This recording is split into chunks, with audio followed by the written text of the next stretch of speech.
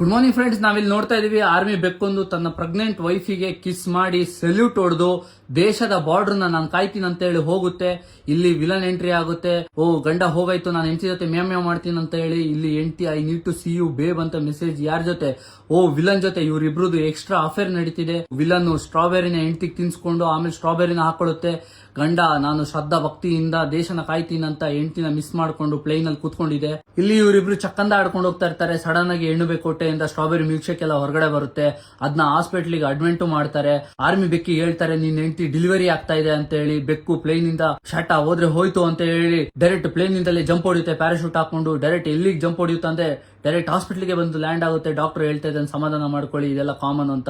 ಇಲ್ಲಿ ಬೆಕ್ಕು ಮತ್ತೆ ಬಾಯ್ ಫ್ರೆಂಡ್ ಇಬ್ರು ಹೊಡೆದಾಡ್ತಾ ಸ್ಟಾರ್ಟ್ ಮಾಡ್ತಾರೆ. ಆವಾಗ ಸಡನ್ ಆಗಿ ಇಬ್ರಿಗೂ ಬೀಜ ಹೊಡೆದೋಗಿ ಬಾಯಿಗೆ ಬರುತ್ತೆ. ಯಾಕಂದ್ರೆ ಡಾಕ್ಟರ್ ಮಗು ಹೊರಗಡೆ ಬಂದಿರುತ್ತೆ. Doctor ಲೌಡಕ್ಕೆ ball